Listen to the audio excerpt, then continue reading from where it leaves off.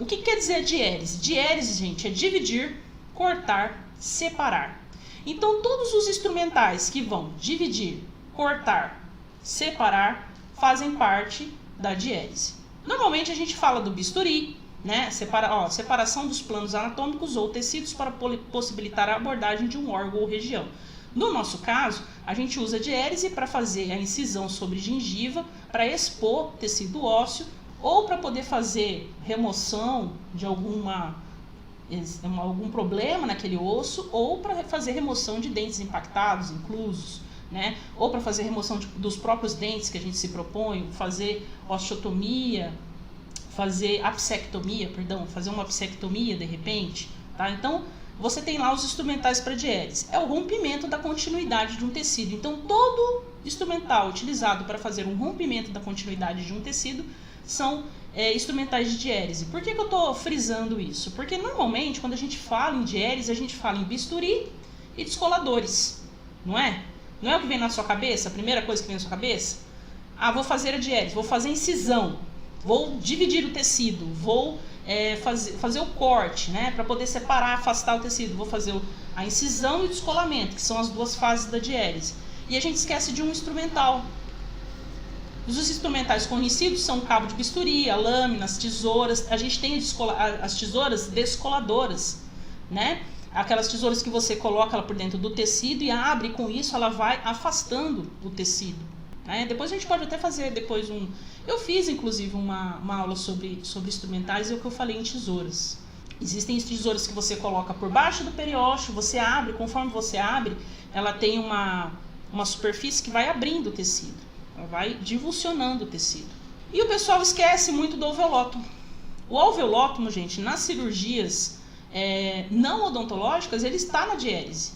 Porque muitas vezes você precisa quebrar osso para poder acessar órgãos, né? E eles têm uns alveolótomos meio bruto lá, né? Às vezes você precisa tirar uma ponta de uma costela, alguma coisa assim, eles têm uns alveolótomos brabo, tá? Mas a gente não coloca normalmente ele na diérese. Normalmente a gente coloca ele no refino de preparo, no refino de cavidade. Quando a gente já removeu o dente, né, nas fases, a gente vai fazer lá, de repente, a curetação, vai curetar o alvéolo. Mas o alveolótomo, gente, ele é um instrumental que eu uso. Por quê? Porque eu faço próteses. E muitas vezes a gente precisa regularizar o rebordo. Quando faz extrações múltiplas, né, que você tem muitas pontas de espículas, né, muitas pontas de alvéolo ali, espículas ósseas, é importante você regularizar para que o paciente consiga colocar prótese imediata e não o machuque. Então, o alveolótomo é um instrumental que a gente precisa cuidar, tá? E também saber que ele é um instrumental, ele é uma pinça, né, chamada de pinça goiva. E é um instrumental que normalmente a gente não associa com pinça, né? Não associa ele com pinça. Normalmente eles são confeccionados em aço inoxidável. O instrumento possui uma lâmina cortante unida pelo cabo e uma mola metálica que se abre quando pressionada, permitindo assim realizar repetidos cortes sem reabrir a ferramenta.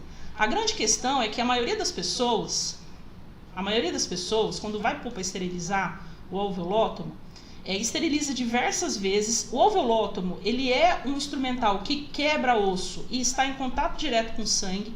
Portanto, essa região aqui da articulação dele e da mola metálica costuma sofrer grande oxidação.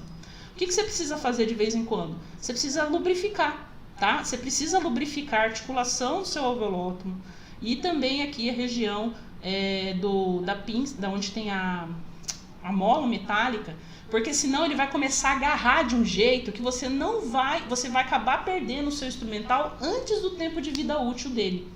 E aqui eu coloquei as diversas pontas que esses alveolótomos têm. Na próxima a gente vai ver um por um quais são as suas classificações, mas vocês vejam que tem diversas pontas para diversas situações. Essa daqui ela é mais grosseira, é quando você precisa fazer uma remoção, uma quebra de rebordo grande.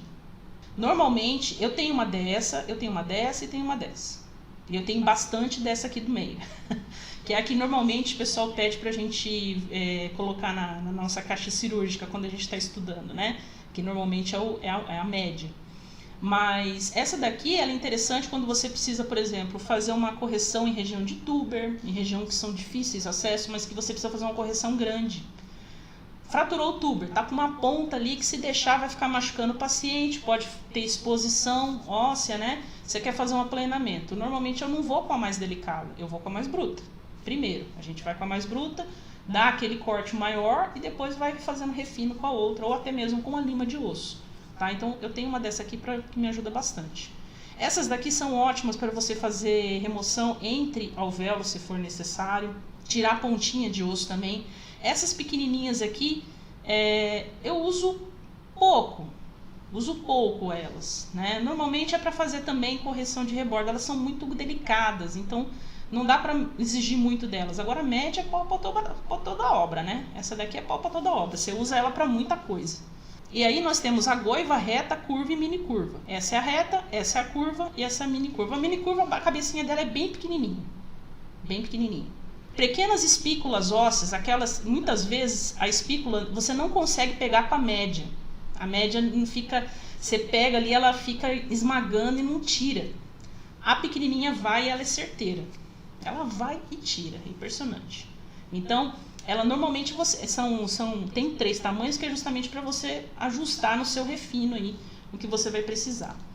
Existem alguns tipos, né? Tem a Luer, tá? Que tem a reta, a curva e a mini curva. Então ela tem uma ponta que ela tem uma cava bem profunda. Normalmente eles pedem a goiva mesmo, que é igual àquela que eu mostrei para vocês no outro slide. Nós temos a mini Fredman, porque aí tem a goiva e tem a Luer, tá, gente? Elas são diferentes. A mini Fredman, essa mini Fredman, ela é bem menorzinha do que a mini curva. Ela é um pouquinho menor que a mini curva. Mas ela é excelente para você fazer remoção de espículas, né? Remoção de osso alveolar na região anterior. Quando você tira, por exemplo, 4 incisivos, o paciente tem uma perda periodontal gigante, ou teve uma destruição por cárie grande, ou o paciente sofreu um acidente de moto, né, que já aconteceu comigo, e quebrou tudo, né? Quebrou as raízes no meio, assim, mas no meio, nesse sentido. Quando você vai remover, fica cheio de pedacinhos, você consegue, pedacinhos de osso, né? Você consegue fazer uma regularização de rebordo, fica bem bonitinho. E essa daqui, gente, deixa eu sair um pouquinho da tela para mostrar para vocês. Essa aqui é bruta, porque ela tem 2 articulações. Não sei se vocês estão conseguindo ver aqui, ó. Tem essa articulação, é a biarticulada. Ela é muito mais difícil controlar o corte dela do que das outras. É muito mais difícil controlar o corte dessa daqui do que das outras. Dessa aqui eu nem tenho. Eu usei poucas vezes e não gostei. Não gostei do corte dela. Ela é mais... Você faz menos força, porque ela tem uma certa articulação para que você consiga quebrar pedaços grandes de osso, assim, digamos, né? Mas ela é muito bruta. Às vezes você mediu assim, não, quero que corte até aqui. Ela corta muito mais. E aí você perde um pouco. Aí você tem que fazer mais refino com lima e tudo mais. Então... Pra mim, nessa situação, eu não gosto muito dela. Agora, eu tenho da Luer tenho a curva, né? Não tenho da reta, mas eu tenho da curva e da mini curva. Da goiva, que é essa daqui, anterior, dessa aqui eu tenho uma dessa, que ajuda bastante para fazer ali na região de túber. Essa daqui eu tenho várias. Essa que a gente normalmente mais tem, né? Que é a goiva curva. E tem uma pequenininha também que ajuda no refino. Mas o que é importante você ver nesse instrumental? É um instrumental que precisa de um cuidado especial. Como ele vai diretamente no sangue, ele tem muitas articulações. Se você não der uma lubrificadinha de vez em quando na articulação dele e nessa mola metálica aqui, você não vai conseguir usar. Vai chegar uma hora que ele vai travar de um jeito que vai oxidar. O sangue oxida, né? Ele vai travar. E você vai acabar perdendo o seu instrumental muito antes do tempo de vida dele. Que é um instrumental para durar bastante tempo, desde que bem cuidado. Então você fez 1, 2, 3 cirurgias, depois que você passou ele lá na cuba ultrassônica, fez a segunda desinfecção, ele está limpo, faça uma lubrificação, movimente várias vezes a articulação dele assim, para poder, né, tirar qualquer resíduo que ficou. Porque às vezes dentro da articulação, apesar de você passar ele na cuba ultrassônica, fica alguma coisa. E aí oxidou, acabou. Aí você não vai conseguir... Porque ele tem essa mola justamente para quando você apertar e soltar, ele abrir de novo, automaticamente. Se essa mola estiver travada, se ela estiver oxidada, você vai fazer a força para quebrar, ele até quebra, mas ele não vai soltar sozinho, ela não vai abrir sozinha. E aí você tem que ficar abrindo, né? E aí causa transtorno na hora da cirurgia. Os transtornos que eu falei, que a gente tem que tentar evitar. Então, tome esse cuidado com o seu ovelotomy, ele é ótimo, tá? Ele é muito bom mesmo para diversas situações em que você precisa remover osso.